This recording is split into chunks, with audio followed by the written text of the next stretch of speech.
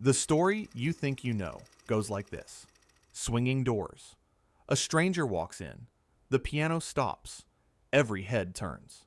He orders whiskey, drinks it in one motion, and something terrible or something heroic happens before he walks back out into the sun. You have seen this 100 times. You could write it yourself. Now set it aside. Because the actual record, the court documents, the probate files, the newspaper accounts that never got turned into screenplays, the ledger books, the diaries of the women who worked inside these buildings, tells a story so different from the one on screen that it barely resembles it. Not more violent, not more dramatic, more complicated, more human, and in several ways that matter, far darker than anything a studio would put in front of a paying audience in 1955. The Wild West Saloon was not a bar. That is where most people start wrong, and everything else follows from that mistake. It was an institution. It was the first institution, the only institution, in dozens of frontier communities that pre-existed everything else. The courthouse, the church, the bank, the school, the post office, the jail.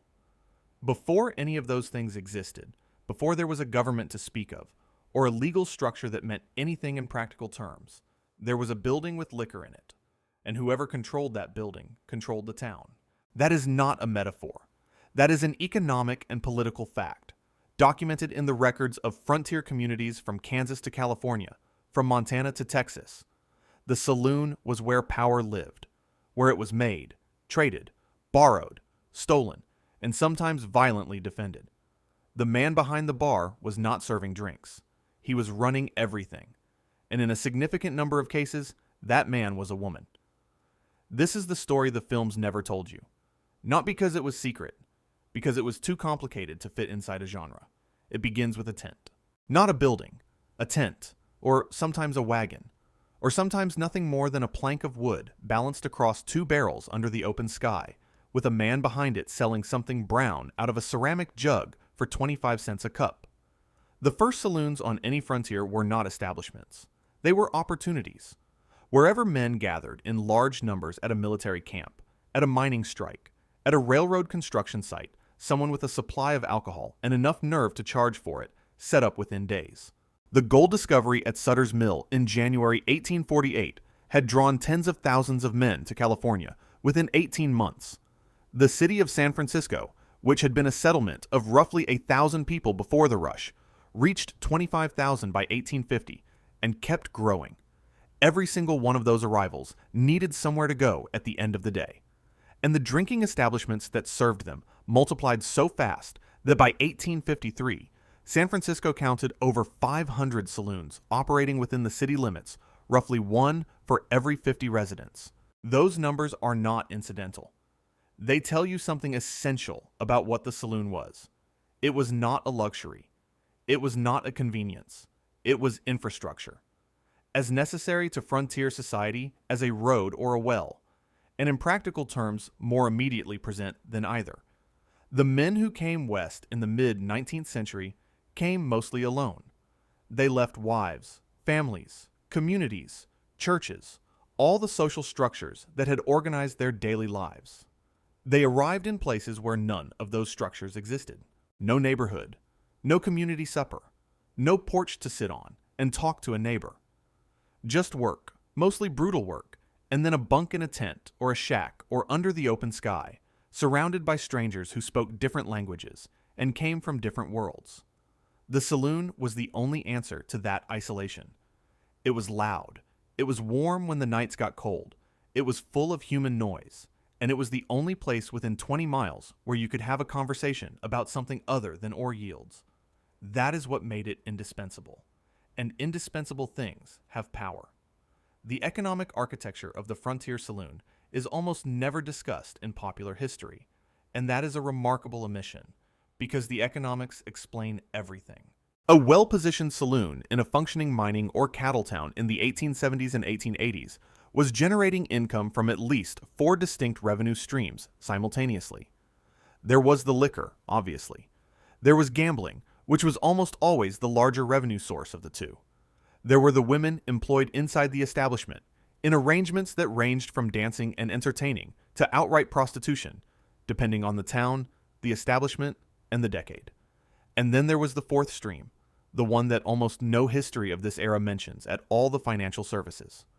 In dozens of frontier mining communities, the saloon was the bank, the only bank. Miners who came in from a week of placer work in the hills arrived carrying raw gold dust in leather pouches, and there was no institution in town equipped to receive it except the man behind the bar, who kept a scale.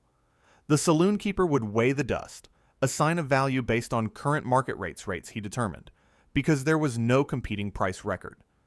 The transaction in a ledger, and issue the miner credit, either in drink, in gambling chips, or in handwritten certificates that then circulated through the town as currency. This was not an informal courtesy. This was a functioning economic system.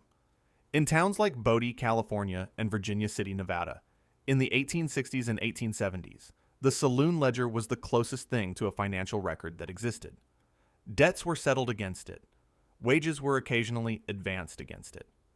When a miner died, and they died frequently, from accidents, from violence, from the waterborne diseases that moved through mining camps like wildfire, the saloon keeper was often the first person consulted about what the deceased had left behind, because the ledger showed what he was owed.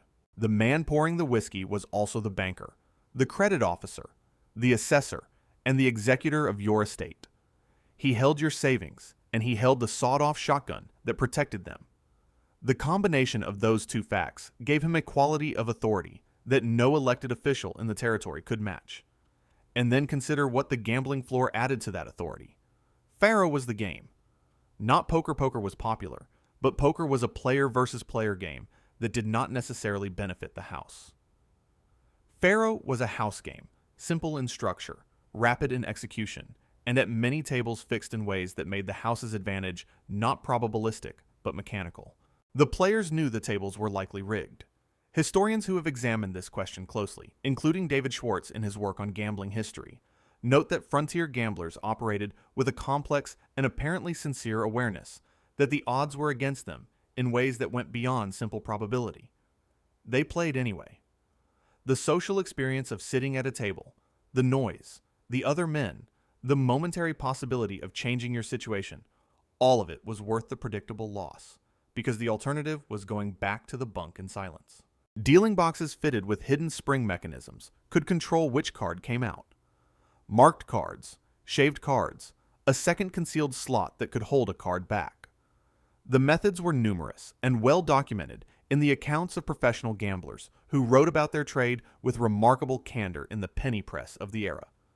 The men who ran these operations called the practice skinning the deck, and they were open about it among themselves. The saloon keeper understood this.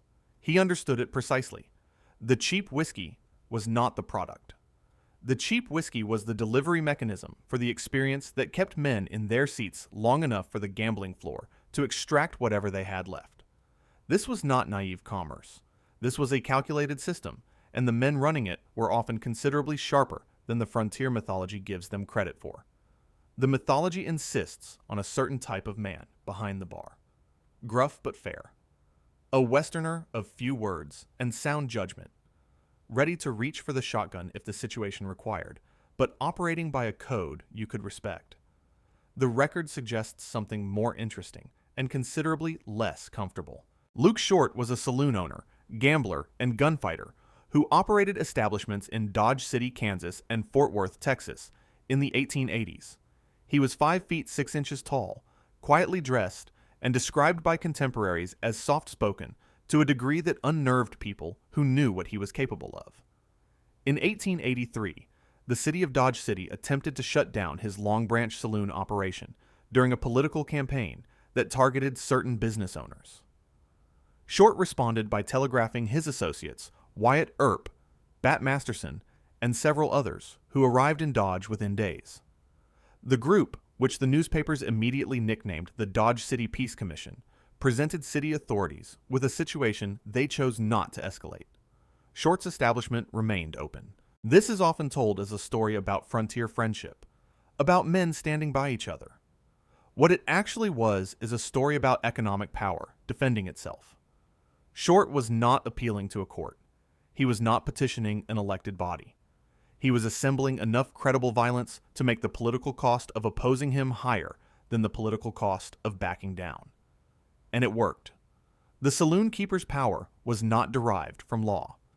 It was derived from the fact that the law could be outweighed by the right combination of force and money, and he had both. Doc Holliday, who is remembered primarily as a gunfighter and Wyatt Earp's loyal companion, was in practical terms a professional gambler who worked saloon floors for most of his adult life. He was also a dentist, trained in Philadelphia, who had moved west after a tuberculosis diagnosis destroyed his ability to practice in a conventional setting. By the time he reached Tombstone in 1880, he was operating primarily as a faro dealer and acquiring a reputation for a short temper and a willingness to settle disputes in ways the local law preferred not to look at too carefully. The famous confrontation at the OK Corral on October 26, 1881, lasted approximately 30 seconds. 30 seconds. 9 men in a vacant lot. 3 of them dead. The rest alive, but marked by it in ways that lasted the remainder of their lives. The mythology turned those 30 seconds into the defining image of the entire era. The reality is that the gunfight was a dispute over economics and political control dressed up in the language of law and order. The Earps were allied with the business and mining interests of Tombstone. The Clantons and McClorys were aligned with the ranching and freighting operations of the surrounding county. The question underneath the confrontation, who controls commerce in this territory, who controls the roads and the cattle, and the movement of goods, was never going to be resolved in a courtroom. The lot behind the OK Corral was a corporate dispute with guns, and the saloon was the ground on which those disputes were always being prepared, negotiated, or made irrelevant.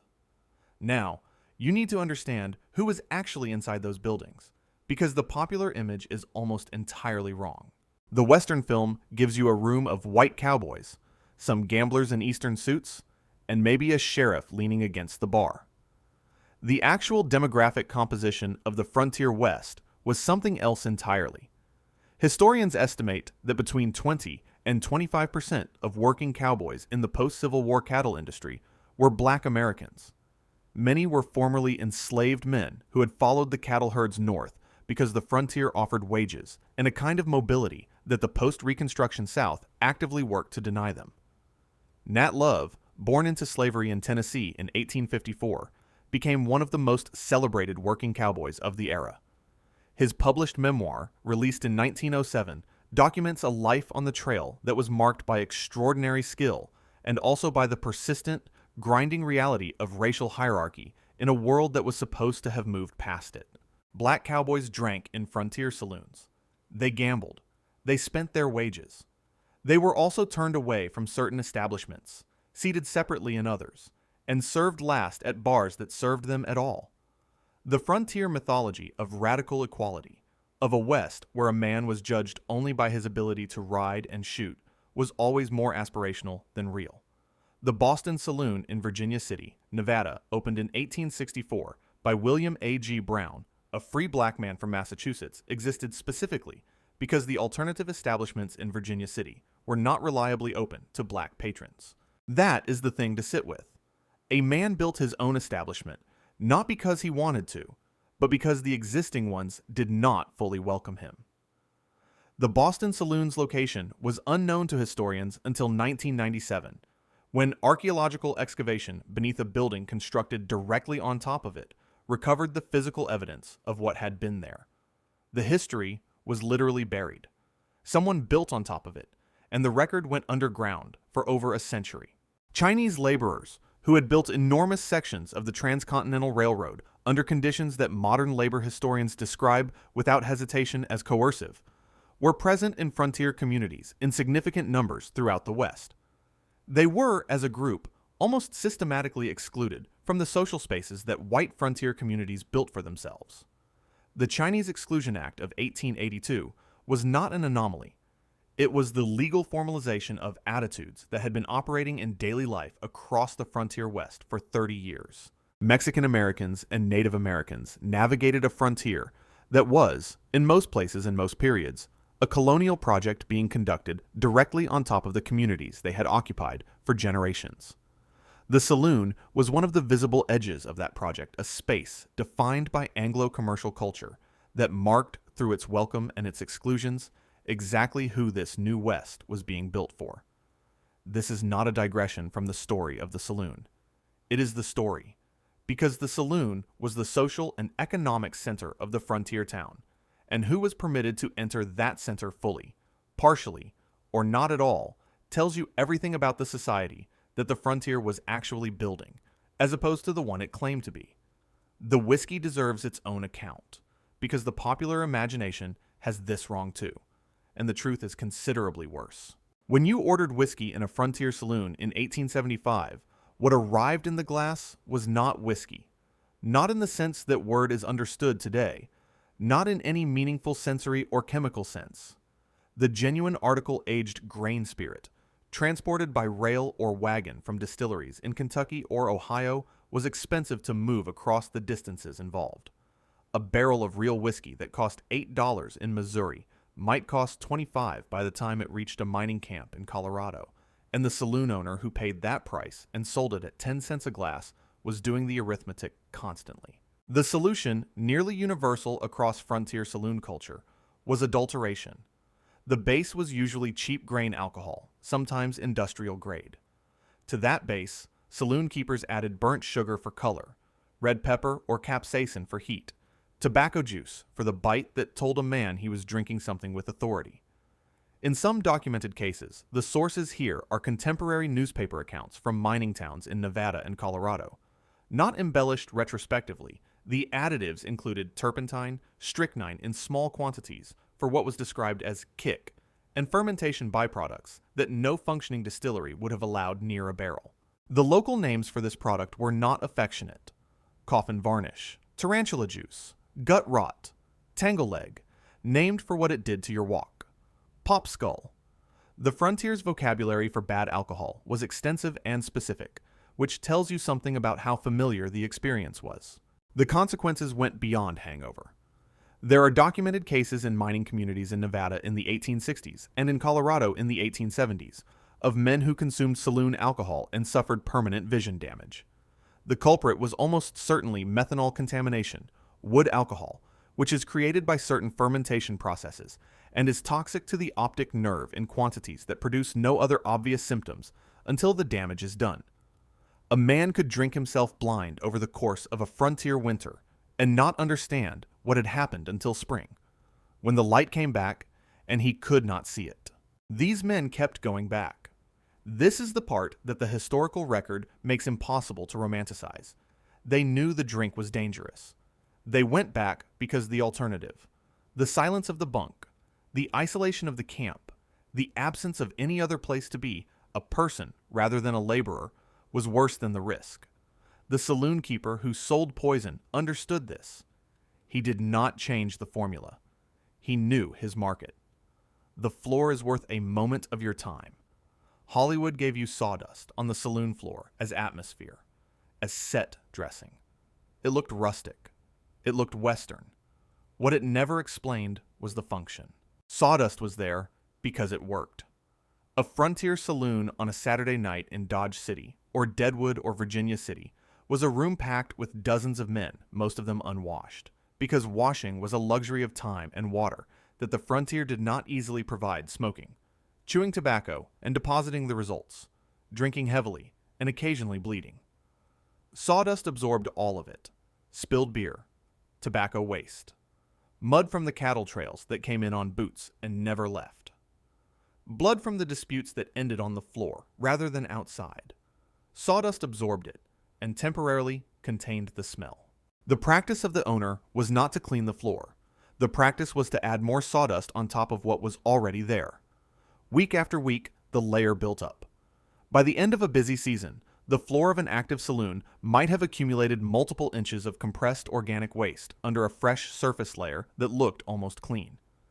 The health consequences of this system were significant in a time before germ theory was widely understood or practically applied. Flies, rodents, the transmission of waterborne diseases through contact with contaminated surfaces. There were no health inspectors, no municipal sanitation codes, no mechanism by which the state could compel an owner to address conditions in a private establishment. The sawdust stayed. The men stood in it and drank. The batwing doors were part of the same practical logic. Every Western film uses them as a dramatic entrance device, and they served that function, but the primary purpose was ventilation. A room packed with unwashed bodies and burning tobacco in a building with inadequate windows was suffocating in summer. A full solid door trapped the heat and the smell and discouraged the very customers the owner needed inside. The batwing ran from approximately knee height to chest height, leaving gaps above and below that allowed air to circulate while blocking the direct line of sight from the street into the gambling floor. The sound, the piano, the voices, the laughter that spilled out through those gaps was advertising. Intentional, calculated advertising. The owner knew that noise traveling into the street would bring men through the door. The most iconic image of the American frontier was, at its operational core, an air circulation and marketing solution. Here's where the story changes in a direction that almost nothing you have seen or read about the Wild West has prepared you for. In the popular telling, the women of the frontier saloon are background. They are the saloon girl in the bright dress, existing to serve drinks, to dance with lonely men, to provide local color, and to be rescued or mourned, depending on which scene the plot requires. They are objects of the story. They are not its subjects. The historical record disagrees with considerable force. In a significant number of frontier towns across the American West, the most powerful economic actors in the saloon district and by extension in the town itself were women. Not all women, not most women, but a documented, specific, historically recoverable set of women who built institutions that outlasted the men who tried to control or displace them, and whose names were systematically excluded from the history that got written afterward. Belle Cora arrived in San Francisco in the early 1850s and built one of the most prominent establishments in the city during a period when San Francisco was the commercial capital of the American West. She operated during the gold rush years, when the city was receiving hundreds of ships a month and tens of thousands of arrivals who needed immediately somewhere to spend what they had made or to forget what they had lost. Her establishment was well-positioned, well-managed, and profitable at a scale that placed her among the city's significant economic actors. In 1855, her companion, Charles Cora, shot and killed William Richardson, a United States Marshal, following a public dispute. The killing set off a crisis in San Francisco's fractured political culture that led to the formation of a Vigilance Committee, a body of prominent citizens who operated with the explicit mandate of enforcing order outside the legal system when they judged the legal system insufficient. Charles Cora was tried formally, initially resulting in a hung jury. The Vigilance Committee, unwilling to accept that outcome, tried him themselves and executed him in 1856. Belle Cora watched all of this happen. She continued to operate her establishment. The political crisis that killed her companion did not close her doors. The Vigilance Committee that replaced the legal system did not reach her. She had built something resilient enough to survive the removal of the man closest to her, in a city that had every practical mechanism to shut her out. She married Charles Cora days before his execution, ensuring whatever legal standing that gave her, and continued her work in San Francisco until her death in 1862. History did not remember her the way it remembered the marshal she outlasted or the committee that killed the man beside her. That is a choice the historical record made, and it is worth naming as a choice. Pearl de Vere came to Cripple Creek, Colorado, during the gold rush of the early 1890s, which transformed that community from a cattle camp to a city of 10,000 people inside 5 years. She built and operated the Old Homestead, a structure so far outside the normal parameters of frontier construction that it requires some unpacking to be believed. The Old Homestead had electric lighting at a time when most Cripple Creek residents did not. It had indoor plumbing with marble fixtures. It had a working telephone. The furniture had been selected in the East and transported at considerable cost. The rugs were imported. The curtains were imported. The gowns that Pearl de Vere wore to receive her clients cost more than most of the miners working the surrounding hills earned in a year of labor. The Cripple Creek mining district in the mid-1890s was producing gold at a rate that made it the richest mining operation in the country. The men extracting that gold worked underground for 12-hour shifts in conditions that left permanent marks on their bodies. They came up from the ground into a town where the economic hierarchy was sharply visible, and at the top of the visible hierarchy in the district that everyone in Cripple Creek understood but no one put in the official documents was Pearl DeVere, running the finest building in the city. She died in June 1897 from an accidental overdose of morphine, or possibly a deliberate one, though the historical record does not resolve that question. Her funeral was one of the largest Cripple Creek had seen. The town's fire department provided an honor guard. The band played. The mourners filled the street. Her name does not appear in most accounts of the Cripple Creek gold rush. The question of who ran the criminal networks that operated through frontier saloons is almost always answered with the names of men. The economic and political machinery of frontier vice, the gambling, the alcohol, the commerce in women's labor, was administered largely by men, and the violence that enforced it was conducted almost exclusively by men. That is accurate as far as it goes. What it misses is the layer of female authority that operated within and alongside that machinery, sometimes controlling significant portions of it, always navigating it with a sophistication that the mythology has persistently refused to acknowledge. The women who ran the most successful establishments in the Frontier Saloon District were not simply working within the system. They were managing real estate holdings across multiple properties. They employed their own security, men who answered to them rather than to the municipal law.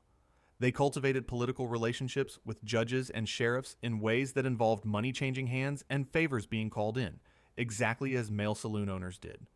They controlled which other businesses could operate in their vicinity and on what terms.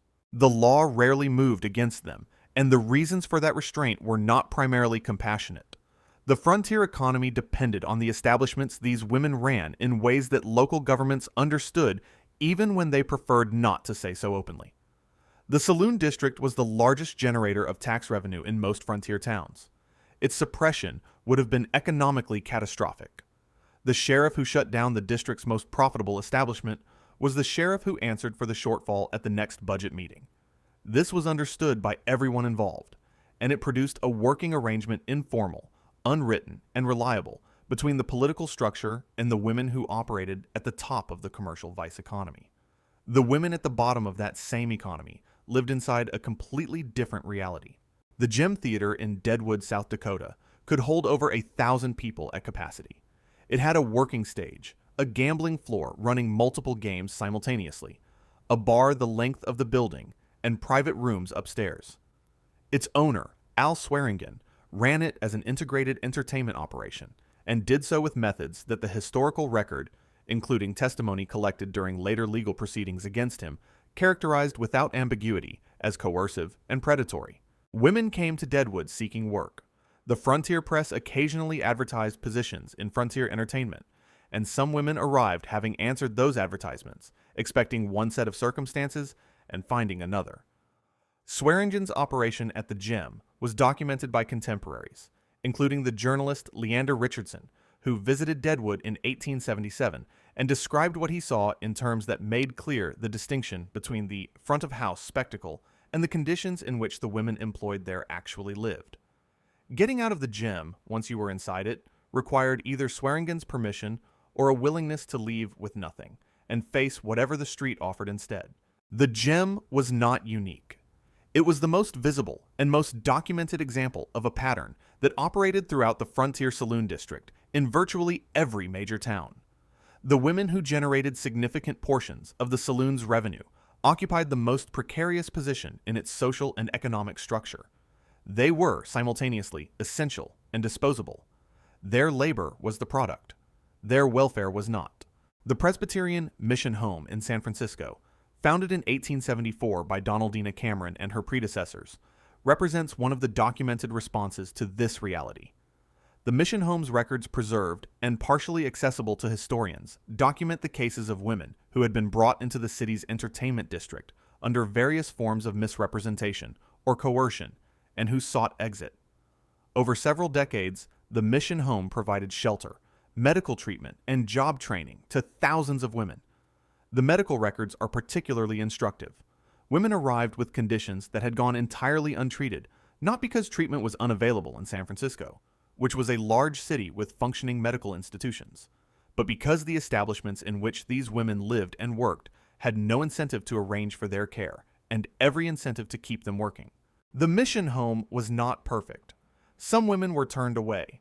Some returned to the only life they knew. The record does not produce a clean narrative of rescue and resolution, because no such narrative existed. What it produces is evidence that people were trying to help, quietly, without the instruments of legend, and that the help was needed urgently and continuously. The political function of the Frontier Saloon is the piece of this history most thoroughly lost to the mythology. In towns without a courthouse, and most frontier towns did not have one for years. After their founding, the saloon was where legal proceedings happened, not symbolically, literally.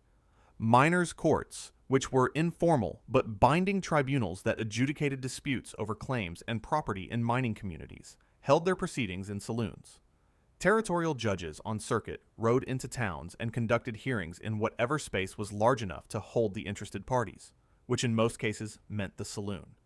Elections were held there. Political speeches were delivered from saloon floors. Job hiring happened at the bar. Contracts were witnessed and signed at saloon tables, and those signatures were as binding as anything a courthouse could have produced, because there was no courthouse to provide an alternative. The Long Branch Saloon in Dodge City, Kansas, is one of the most famous establishments in American frontier history, and it has been reduced in popular memory to the place where Wyatt Earp and Doc Holliday drank. Both of those things happened there. Also happening there, bond elections, civic debates over municipal ordinances, the informal but consequential political meetings that determined who held power in Dodge City during the years of the cattle drives. The saloon owner who hosted those proceedings was not a passive landlord. He was a participant with interests in every outcome and a structural advantage over every other participant. He controlled the room. Ford County, Kansas, which contained Dodge City, was the site of some of the most intensive political conflict of the cattle drive era.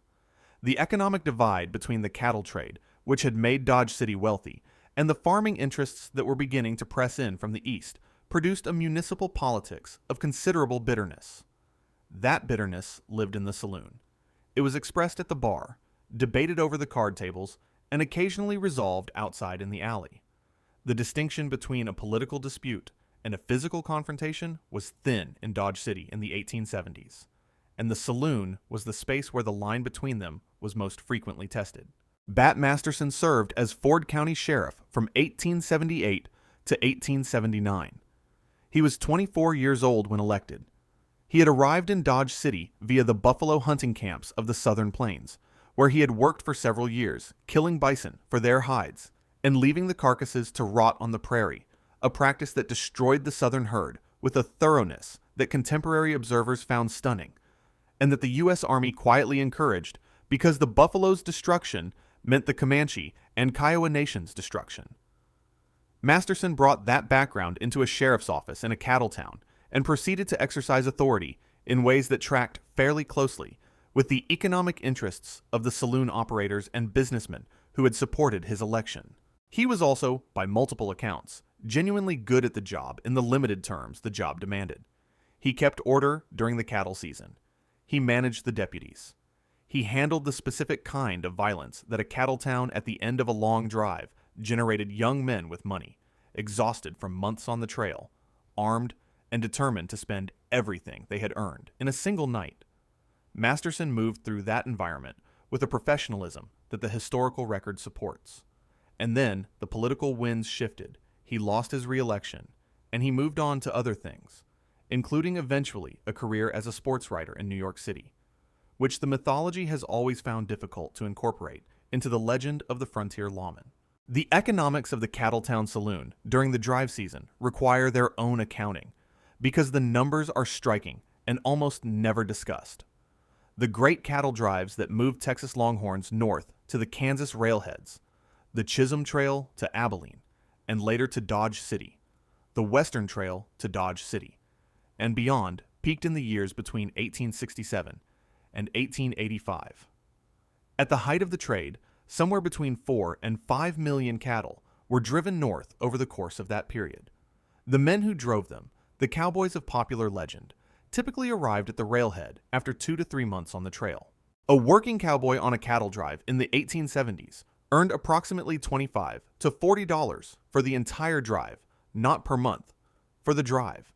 He arrived in Dodge City, or Abilene, with that sum in his pocket, having spent virtually nothing on the trail because there was nothing to spend it on, and the saloon operators of those towns had approximately 36 hours to relieve him of it before he sobered up and left. The mathematics of this arrangement worked out very well for the saloon owners. A single cattle drive might deliver 300 cowboys to a town over the course of a week. At $25 to $40 per man, the potential pool of capital entering the saloon district was between $7,500 and $12,000 per drive. A season might see dozens of drives arrive. The Long Branch Saloon's records from its peak years have not survived intact, but contemporary newspaper estimates of Dodge City's seasonal saloon revenue suggest figures that would translate to several $100,000 in modern purchasing power per active season. Cowboys who knew this, and they did know it, the reputation of Dodge City's commercial appetite was not a secret when anyway. Some went because they had nowhere else to be. Some went because the alternative, riding back to Texas with $40 that had to last 6 months, felt worse than spending it in 3 days on something that felt, however briefly, like living. Some simply went because they were 20 years old and had not yet learned what the morning after a cattle town night actually felt like. The saloon owners who received them were not primarily running charitable operations for the rural young.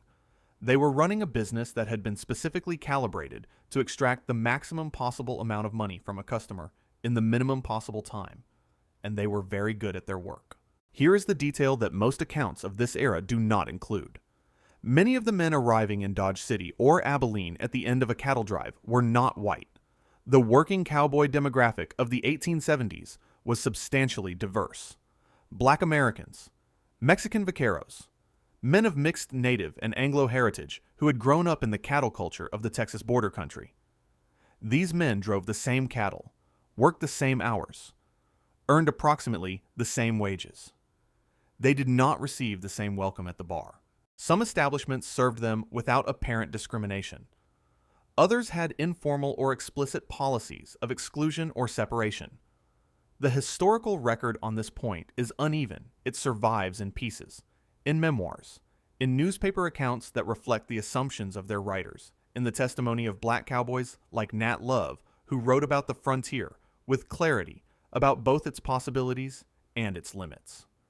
What the record does not support is the romantic myth of the frontier as a space where race did not matter. It mattered. It structured the experience of the saloon and of the town around it in ways that the mythology has steadily minimized and the primary sources steadily contradict. The violence of the frontier saloon is the last thing that needs correcting, because the mythology has gotten it so wrong in such a specific direction. The Western film gave you constant danger, a gunfight waiting to happen in every room, a man dead on the floor every other scene, the frontier as a landscape of continuous, casually accepted lethal violence, where life was cheap and guns settled every dispute. The documented record of actual violence in frontier saloon towns tells a different story. Not a peaceful story, the violence was real, consequential, and often horrifying. But it was not constant, and it was not random. Dodge City, which is the most studied of the cattle town saloons, records approximately 15 homicides during the peak decade of its cattle trade, from roughly 1875 to 1885. 15.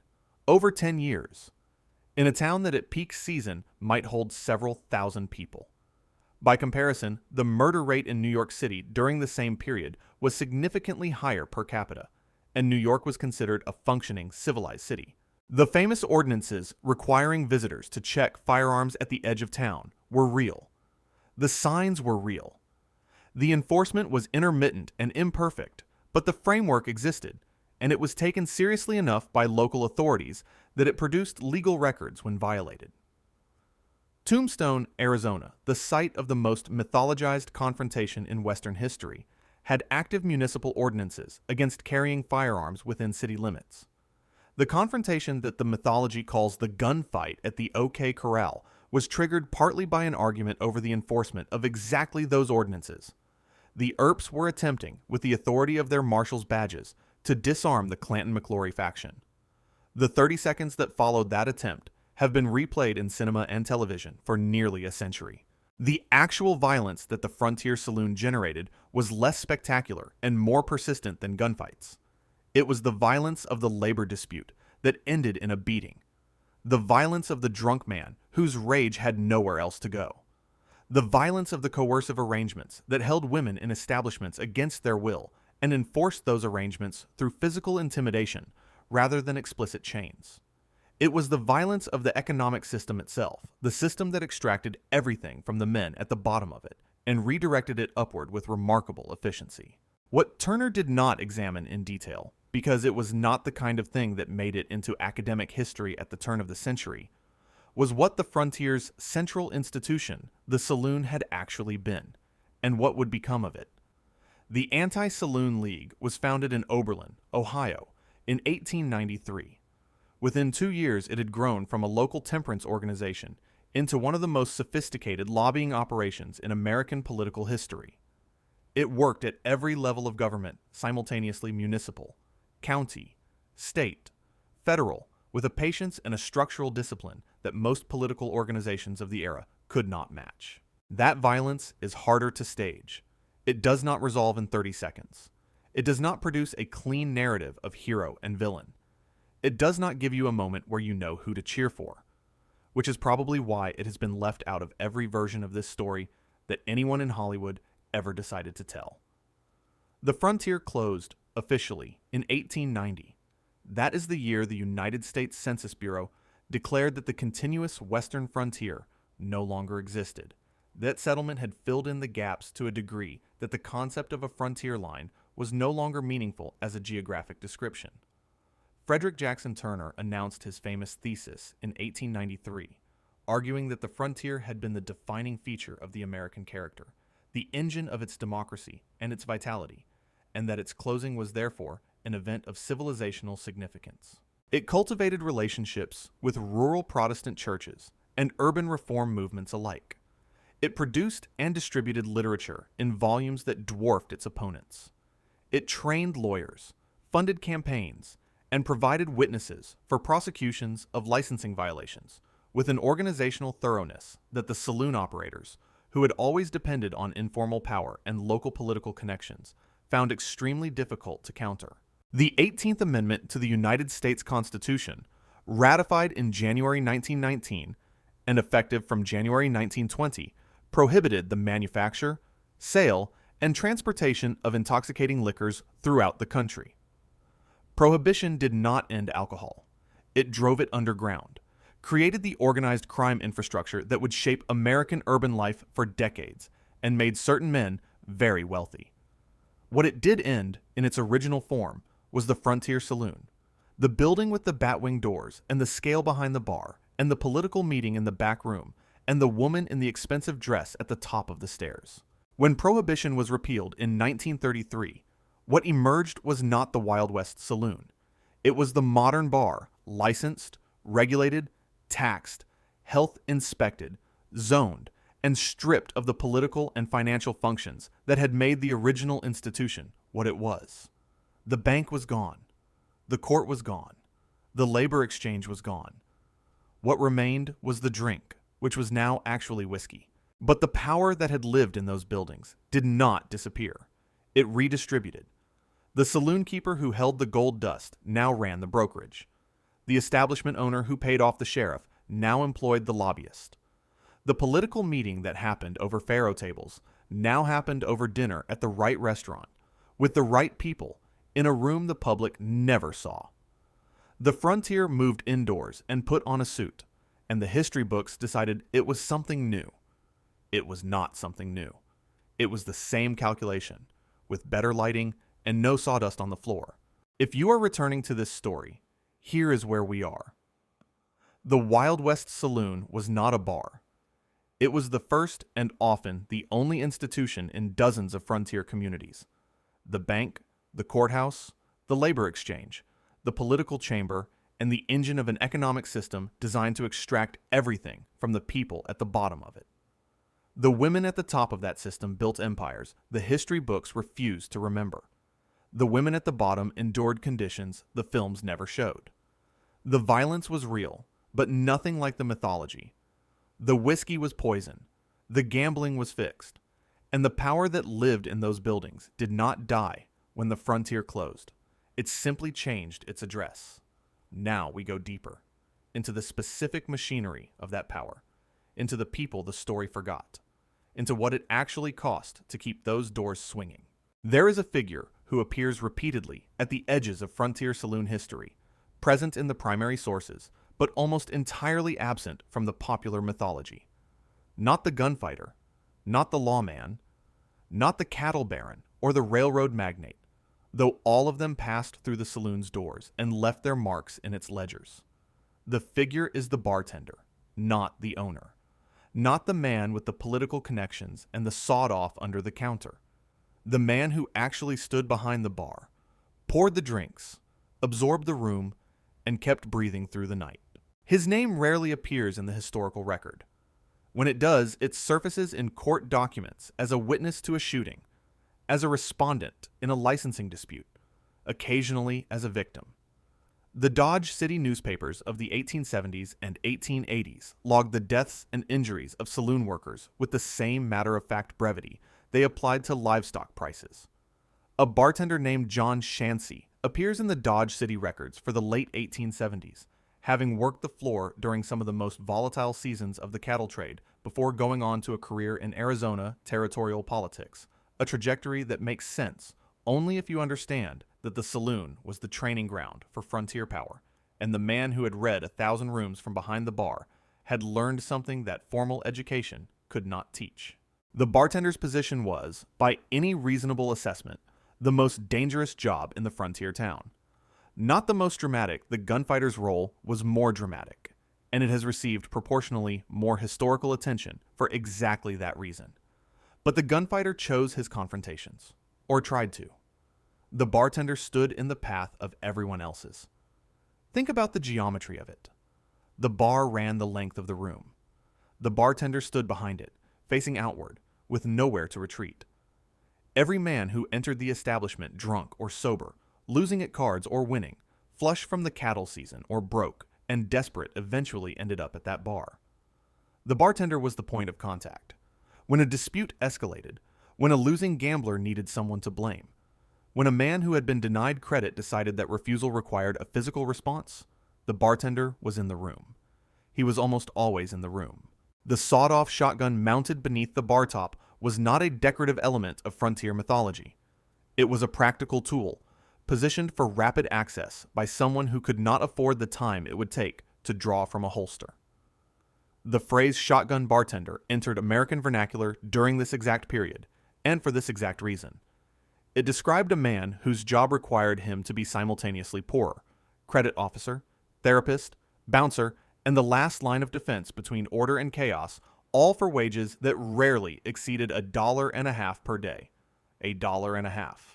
The miners and cowboys who spent their savings in a single night across that bar were not the only ones being worked by the frontier economy.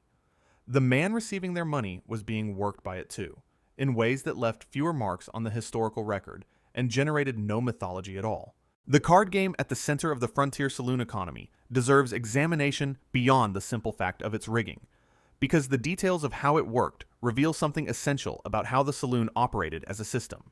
Faro's appeal was genuine and not irrational. A player bet on which card the dealer would pull next from a dealing box, not against other players, but against the house. The odds in a theoretically honest game were close to even. No other house game in the frontier era offered anything approaching that return. Poker was player versus player, which meant skilled players could consistently win, but the house took a percentage of every pot. Roulette offered odds that were transparently unfavorable. Chuck-a-Luck, the dice game that ran in the cheaper establishments, was essentially a mechanism for transferring money from players to owners with only the thinnest pretense of competition. Faro, played honestly, was almost fair. That was the entire basis of its popularity. Men who understood that the whiskey was adulterated and the house percentage on other games was ruinous would still sit down at a faro table and feel that they were getting something approaching a square deal. The dealing boxes that made this possible were precision instruments, manufactured in Cincinnati and St. Louis specifically for the frontier gambling market. A legitimate dealing box was a beautifully made object brass fittings, tight tolerances, a spring-loaded mechanism that presented cards consistently and reliably. It cost between $20 and $40 at a time when a working cowboy earned that in a month. The counterfeit versions the boxes fitted with a secondary spring that a skilled operator could trigger with slight pressure from a concealed knee or elbow cost about the same and were visually identical. You could not tell the difference from the player's side of the table. The men who operated these boxes professionally called themselves advantage players.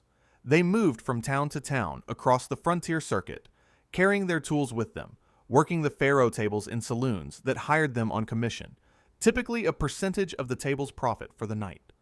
A skilled advantage player could control the outcome of a faro game with a subtlety that no observer at the table would detect. The cards came out in the right sequence. The house won. The player left broke. The dealer moved on to the next town before the pattern became obvious. George Devil was one of the most documented professional gamblers of the frontier era, and his published memoir from 1887, 40 Years a Gambler on the Mississippi, contains passages of startling candor about the mechanics of frontier card fraud. Devil operated primarily on the riverboats and in the saloons of the Gulf Coast and lower Mississippi, rather than the high plains, but the tools and methods he describes were identical to those documented in frontier saloons across the West. His memoir is a primary source that reads like a manual, and it establishes beyond any reasonable doubt that systematic card fraud was not an aberration. In frontier gambling, it was the operational norm. The players, as noted, largely understood this. What the Devil memoir also establishes is that some players came specifically to test themselves against the sharps, to see if their own skills or their own knowledge of the mechanisms could overcome the house's advantage. A subset of frontier gamblers were not being deceived. They were engaged in a competition they knew was stacked against them, and they found the competition itself worth the cost of entry. That psychology, the willingness to engage with a rigged system, because the engagement itself has value, is not unique to the frontier. But the frontier produced it in concentrated form, because the alternative to sitting down at a fixed faro table was sitting alone in the dark. No legal framework governed Deadwood in 1876. The town existed in outright violation of the Fort Laramie Treaty, which meant that no territorial government could formally administer it without acknowledging the treaty violation, and no mechanism existed for establishing lawful property rights, enforcing contracts, or adjudicating disputes. Into that legal vacuum, the saloon moved with the speed and certainty of water-finding level ground. Deadwood, South Dakota, in the summer of 1876, was one of the most extraordinary concentrations of human ambition, violence, and creative chaos in American history, and the saloon was its organizing principle. The Black Hills had been guaranteed to the Lakota Nation by the Fort Laramie Treaty of 1868. The discovery of gold in the hills in 1874, documented by a U.S. Army expedition led by George Armstrong Custer, who reported the discovery to newspapers with an enthusiasm that did nothing to serve the treaty. Obligations produced an immediate crisis. The U.S. government attempted, briefly and without conviction, to keep prospectors out of the hills. By 1875, the attempt had collapsed under the weight of its own impracticality, and by the summer of 1876, Deadwood Gulch held an estimated population of between 5,000 and 10,000 people, in a space that had contained none the previous year. There were dozens of drinking establishments in Deadwood by the summer of 1876. The most significant was Al Swearingen's Gem Theater, which we have already established as something larger and more systematically predatory than the word saloon adequately captures. But the town's saloon culture extended far beyond the Gem. Saloon number 10, where Wild Bill Hickok was killed on August 2nd, 1876, was a smaller and considerably less structured operation, essentially a drinking and gambling room that happened to be in the path of one of the most famous men on the frontier. Hickok's habits at the card table are documented by multiple eyewitnesses whose accounts have been collected and cross-referenced by historians, including Joseph Rosa, who produced the most rigorous biographical treatment of Hickok available. The habit of sitting with his back to the wall was real, consistently documented across the years of his frontier career, and rooted in a practical calculation. A man with Hickok's history had enemies, and enemies preferred to approach from behind. On August 2nd, the chair with a wall behind it was taken. Hickok sat facing the door, and Jack McCall approached from behind him and fired once. The cards Hickok held have been disputed since the moment they hit the table. The 2 black aces and 2 black eights are documented in multiple contemporary sources. The 5th card is not reliably established. Various accounts have named it as the 9 of diamonds, the Queen of clubs, and several other possibilities, and no source produced within hours of the shooting settles the question with authority. The dead man's hand became legend because the legend needed a 5th card, and different tellers of the legend have supplied different ones. The honest answer, which the primary sources support, is that nobody recorded the 5th card with enough immediacy to make the record trustworthy. What is known with certainty is that McCall's trial, his first trial, conducted by an informal miners' court, 2 days after the shooting, resulted in acquittal. The jurors, or the men functioning as jurors in the absence of a legal court, accepted McCall's claim that he was avenging a brother Hickok had supposedly killed. There is no reliable evidence that this brother existed. McCall was tried again, in a proper federal court in Yankton, Dakota Territory, in December 1876. The double jeopardy question, whether the first informal trial barred prosecution, was resolved by the federal court on the grounds that the first proceeding had no legal standing, because Deadwood itself had no legal standing. McCall was convicted and hanged in March 1877.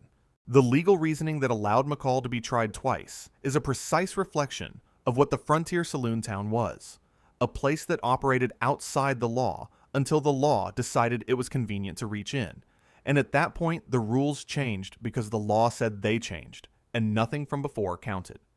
The women who appear in the documentary record of frontier saloons almost always appear in one of 2 positions.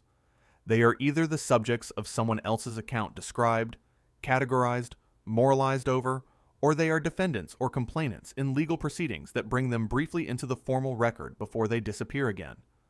The first-person account of a woman working inside a frontier saloon is extremely rare. When it exists, it tends to survive because the woman became famous enough afterward that her earlier life became worth recording. She drank heavily throughout her adult life, which the saloon culture she moved through supplied with reliable generosity. She died in 1903 at approximately 51 years old in Deadwood, having spent the intervening years in a combination of working frontier entertainment, including appearances in Wild West shows, and living in conditions of poverty that the shows did not cure. She was buried, at her request, next to Wild Bill Hickok in Mount Moriah Cemetery. The request was granted. Calamity Jane is the most frequently cited example of a frontier woman who generated substantial first-person material, and her accounts are simultaneously invaluable and completely unreliable. Martha Jane Canary, her legal name, the one on the documents, was born in 1852 in Missouri and arrived in the Black Hills region in the 1870s via a route that included Army Scout work, buffalo hunting, and various forms of frontier labor that she described with a creative flexibility that historians have spent decades trying to untangle from the documented record. Her association with Deadwood during the 1876 to 1877 period is established. Her presence in and around saloon culture during those years is documented by contemporaries. The specific claims she made in her autobiography, published in 1896, about her skills, her employment, and her relationships are substantially embellished, and in some cases demonstrably false.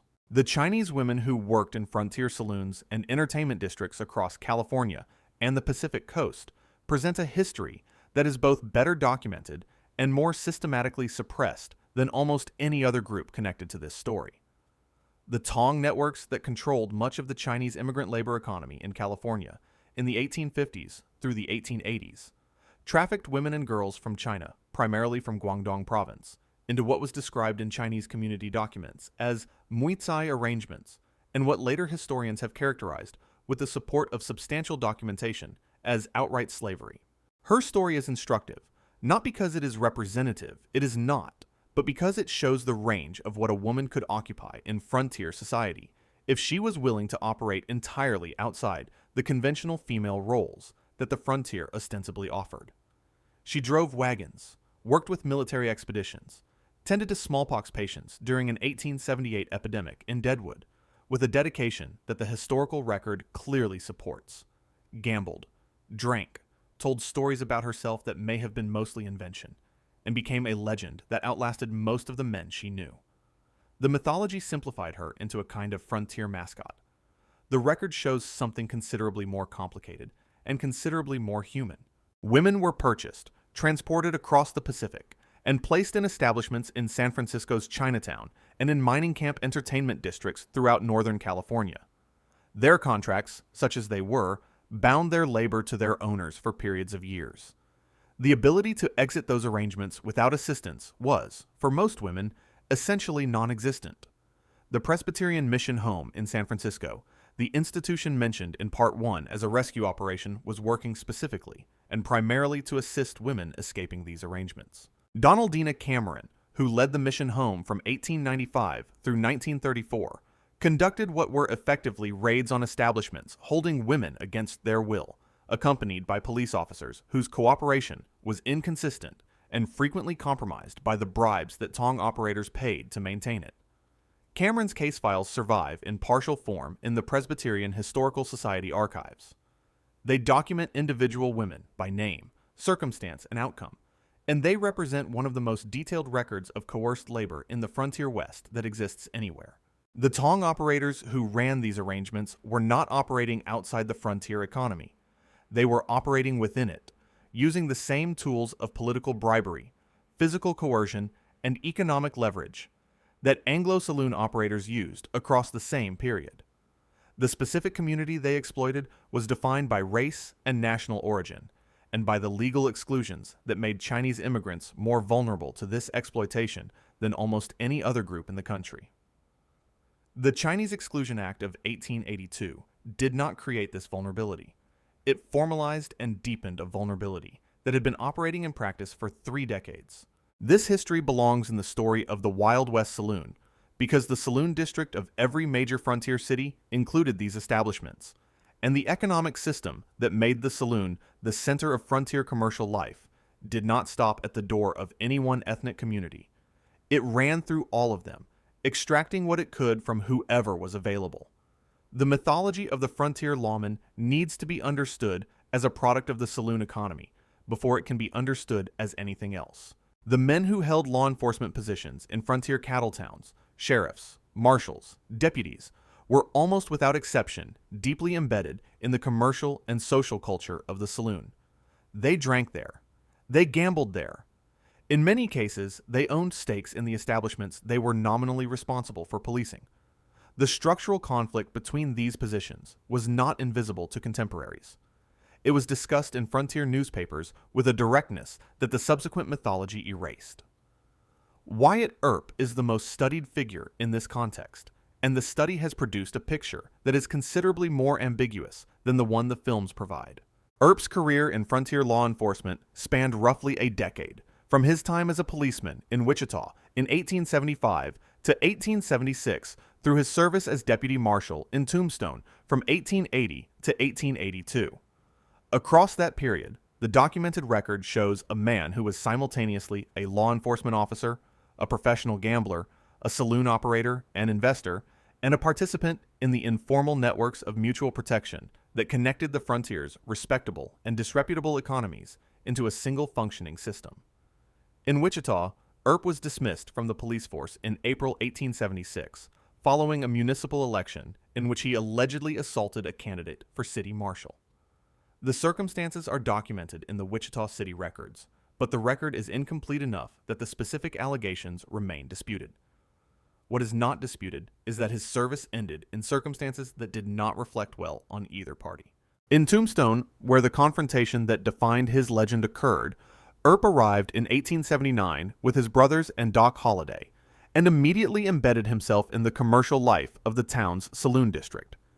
He dealt faro at the Oriental Saloon, which was one of Tombstone's most profitable gambling establishments. He held an interest in the saloon's gambling concession. The Oriental was a business, and Earp was a businessman operating within it while simultaneously holding a law enforcement appointment, In Dodge City, Earp served as assistant marshal in 1876 and 1877 and returned in 1878 under Marshal Charles Bassett. His work during the cattle season, managing the flow of armed drunk cowboys through a town that needed their money without absorbing too much of their violence, was by most contemporary accounts competent and sometimes effective. It was also compensated in ways that went beyond his official salary. Earp later stated in interviews that he derived income during his Dodge City years from gambling operations, which was legal, and from arrangements with saloon operators that are less clearly documented.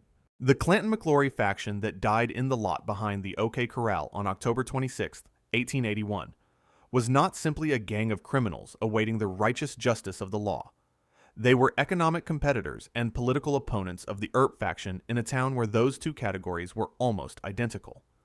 The cattle-rustling allegations against the Clantons were real and documented. They were also common enough in the Arizona Territory that the selectivity with which the Earps pursued them reflected political calculation as much as law enforcement commitment. After the shootings, Earp was charged with murder, not praised as a hero.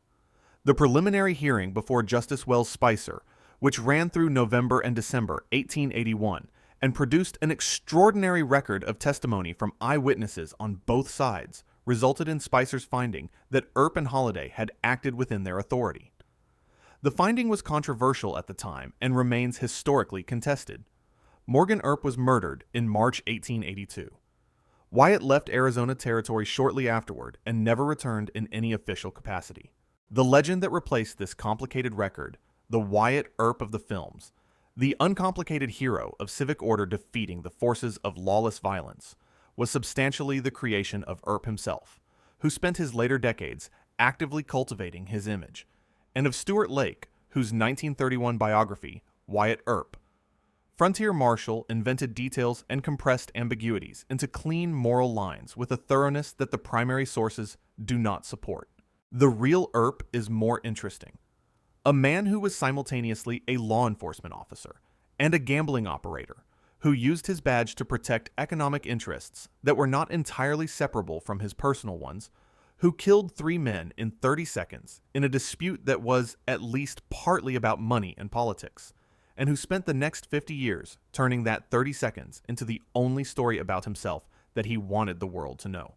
He died in Los Angeles in January 1929, at 80 years old, in a rented house, having failed at mining and oil speculation and other ventures, and having succeeded primarily at the project of his own mythology. That is a frontier story. It is just not the one that made it onto the screen. By 1880, the Frontier Saloon was beginning to encounter something it had not faced in its first 3 decades of operation: organized, sustained, politically sophisticated opposition. The temperance movement had existed in American public life since at least the 1820s, but for most of its history, it had been a moral and religious project, rather than a political one, organized around the argument that alcohol was sinful, directed primarily at drinkers, rather than at the institutions that sold to them. The Prohibition Party, founded in 1869, ran presidential candidates who received negligible vote totals. The Woman's Christian Temperance Union, founded in 1874, was more effective at the local level, but still operated primarily through moral suasion, rather than legislative strategy. The Anti-Saloon League, founded in Oberlin, Ohio, in 1893, was different in kind from everything that preceded it. Its founders, primarily Ohio Protestant clergymen, led by Howard Hyde Russell, understood that the saloon's political power derived from its economic centrality to frontier and small-town commercial life, and that defeating it required matching that power with an equal or superior political organization. The League did not aim primarily to change minds about alcohol.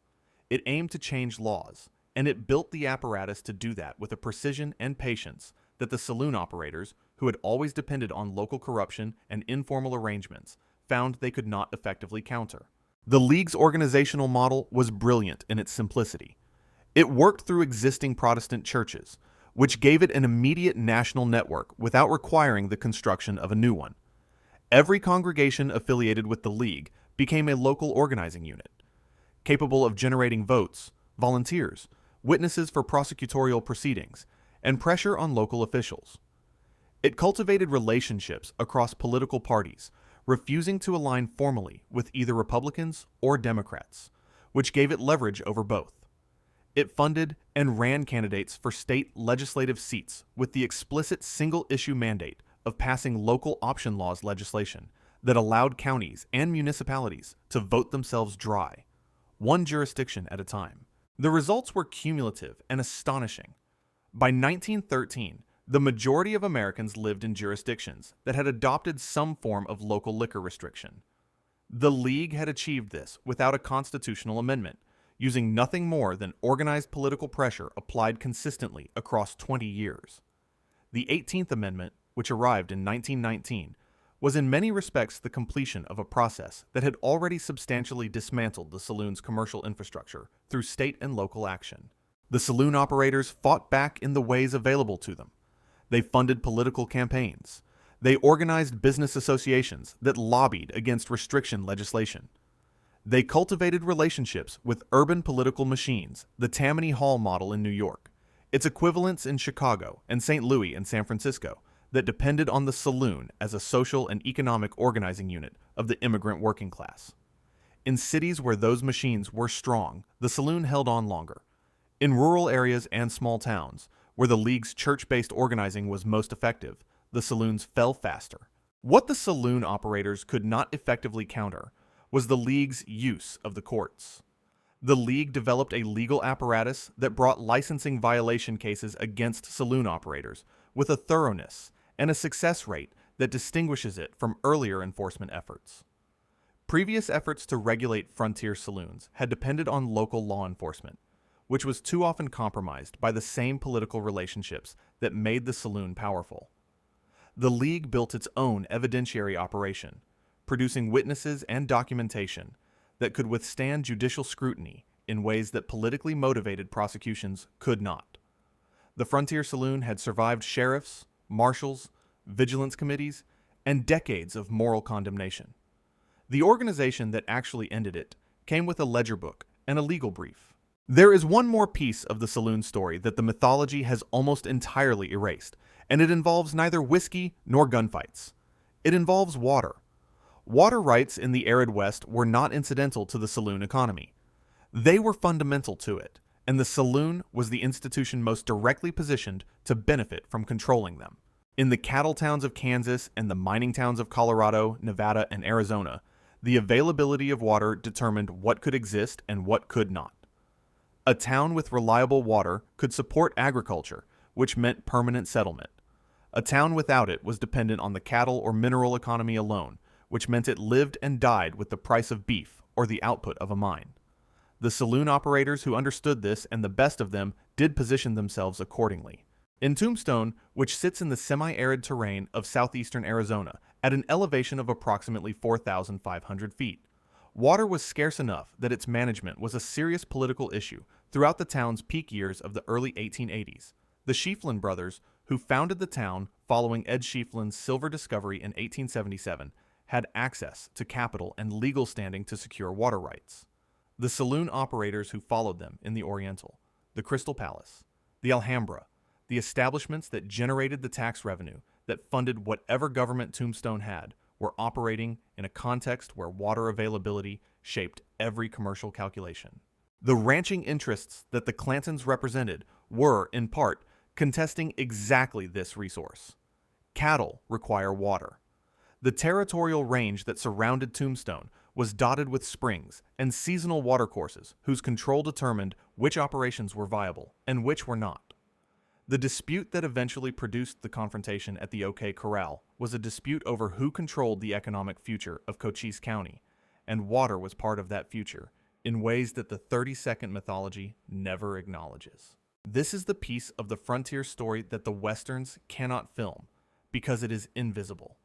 You cannot see a water right. You cannot stage a gunfight over a riparian easement. But the people who actually lived in these communities understood that the man who controlled the water controlled the town, and the saloon was often the most direct beneficiary of that control because every business that depended on water to operate was, at some level, dependent on the political arrangements that the saloon maintained. The physical end of the frontier saloon was more gradual than the mythology of prohibition suggests, and in some communities it was more complicated than a simple story of moral reform overcoming commercial vice. In Deadwood, which sits in a gulch in the Black Hills with the seasonal stream that gave the location its name running through it, water was essential to the placer mining operations that drove the initial economy and to the hydraulic operations that followed them. The saloon economy of Deadwood was downstream, in both the literal and the figurative sense, from whoever controlled the water. Al Swearingen at the gym understood this. The merchants and saloon operators who built along Main Street understood it. The economic geography of the frontier town is always, underneath the mythology, a geography of water and whoever holds it. In the cattle towns of Kansas, the saloon's decline preceded prohibition by decades. The end of the great cattle drives, driven not by morality, but by barbed wire, homestead settlement, and the establishment of local cattle markets in Texas that made the long northern drive economically unnecessary, removed the seasonal influx of cowboy wages that had been the economic engine of the Dodge City and Abilene saloon districts. Dodge City's last great cattle season was 1885. The ordinances that had defined its relationship with armed visitors had already begun to change. The town was becoming something else, an agricultural service center, not a cattle terminus, and the saloon was not the institution that agricultural service centers needed. In the mining towns, the curve followed the ore. Deadwood contracted as the placer deposits were worked out, and the deep mining operations that replaced them required capital investment rather than individual prospecting, which meant corporate ownership rather than individual miners with their wages to spend. The Gem Theater closed in 1899, having burned and been rebuilt once already. Swearingen himself died in Denver in 1904, struck by a streetcar, alone and in circumstances of significant poverty, a detail that the arc of frontier mythology would appreciate if it had the patience for it. Tombstone reached its peak population of approximately 15,000 people around 1881 and had contracted to roughly 3,000 by 1890 as the silver mines flooded with groundwater faster than pumping technology could address. The saloons that had served the boom followed the money out. The ones that remained served a much smaller and quieter community. What Prohibition actually ended in 1920 was not a thriving institution, but the remnant of one. The frontier economy that had made the saloon indispensable had already transformed.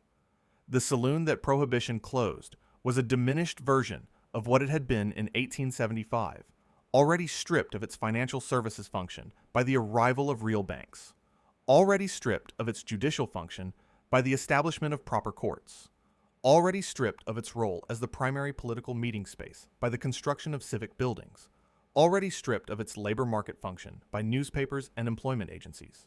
What remained when the 18th Amendment took effect was primarily the bar, the liquor service, and some residual gambling. Those functions went underground and emerged blinking in 1933 into a regulatory world that had been specifically designed to prevent them from ever regaining the power they had held. The transformation worked in the narrow sense that it intended. The modern bar is not the frontier saloon. It does not hold your gold dust. It does not try your murder cases. It does not decide your elections.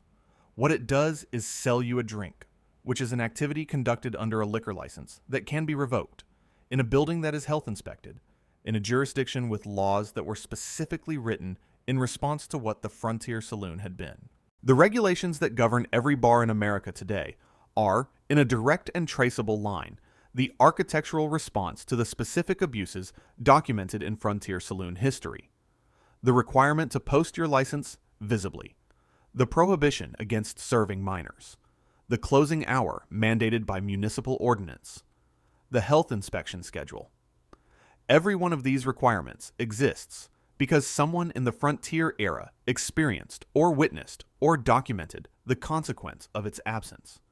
You drink in a regulated environment because your great-grandparents drank in an unregulated one, and the record of what that produced was eventually too clear to ignore. The legacy that the frontier saloon left is not primarily visible in bars. It is visible in the structures of American commercial and political life that replaced it, and that carry in their DNA the logic the saloon first developed. The Frontier Saloon was the first American institution to successfully integrate, in a single physical space, the functions of financial services, political organization, labor exchange, social infrastructure, and entertainment. That integration was not planned. It was improvised by necessity in communities that had no other options.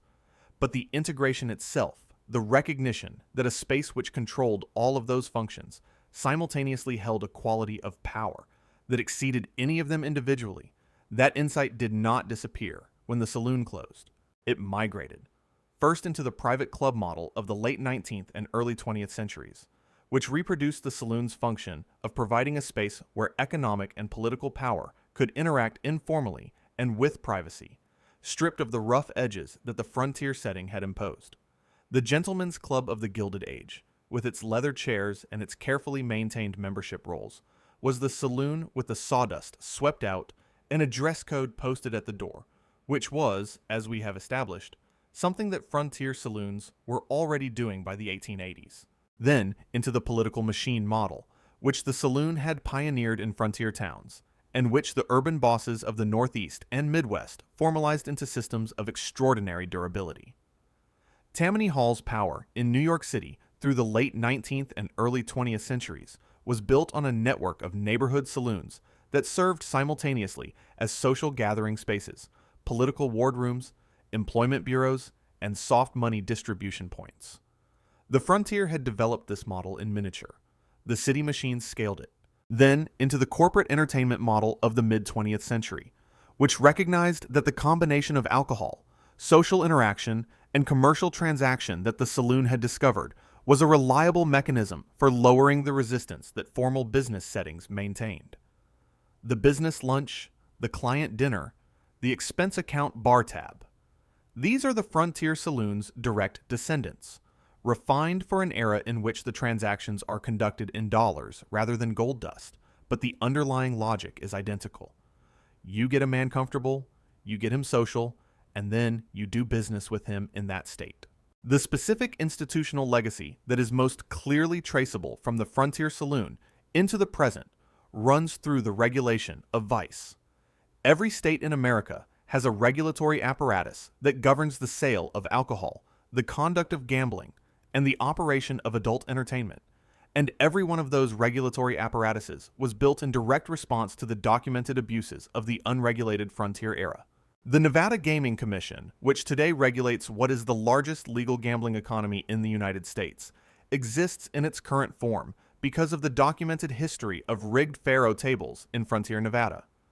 The licensing requirements that Las Vegas casino operators must satisfy, the background investigations, the source of funds disclosures, the mandatory audit trails were designed specifically to prevent the recreation of the conditions that Al Swearingen and his contemporaries had operated under. The frontier gambler who sat down at a fixed dealing box in Virginia City in 1870 is the reason that the dealer at the MGM Grand in Las Vegas today operates under a regulatory regime of remarkable specificity. That is a legacy, not a romantic one, not the kind that gets turned into a monument or a museum exhibit, but a legacy that runs through the daily operation of institutions that millions of Americans interact with every week, and that was shaped, in its essential contours, by what happened in buildings with sawdust on the floor and a sawed-off under the bar. There is a woman named Mattie Silks, whose story belongs at the end of this account, not because it is representative, but because it is documented, specific, and because it contains within it most of the contradictions that the Frontier Saloon contained within itself. Mattie Silks operated in Denver, Colorado from approximately 1876 through the early decades of the 20th century. She ran what contemporaries described as the most elegant establishment of its kind in the city, located on Market Street in the district that Denver's respectable community preferred to acknowledge as little as possible while depending on it economically and visiting it with considerable regularity. She was, by the standards of any measurement the frontier applied to commercial success, extraordinarily successful. She owned property. She owned multiple properties. She employed women under terms that, by the standards of the industry she operated in, were considered relatively fair regular wages. Medical care, some degree of protection from the street violence that less protected women absorbed. She maintained political relationships that kept her establishment operating through multiple changes of municipal administration, each of which arrived with reform promises and departed having reached an accommodation.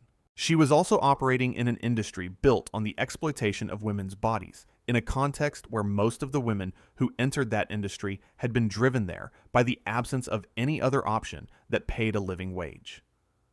Denver in 1880 offered women employment as laundresses, seamstresses, domestic servants, or restaurant workers, at wages between $3 and $6 per week. Market Street paid considerably more, and the women who worked there had made a calculation about which set of conditions was survivable. Mattie Silks provided them an environment in which some level of dignity was possible. She did not provide them a way out of the fundamental transaction that her establishment depended on. She retired in the 1920s, having accumulated real estate holdings substantial enough to support her through the remainder of her life. She died in 1929. Her properties were sold.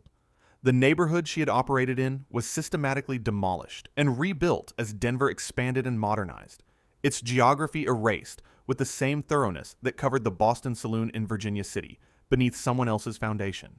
Today, the block where Mattie Silks ran her establishment for over 40 years sits beneath what is now a neighborhood of restaurants, apartments, and small businesses that Denver's promotional materials describe as historic.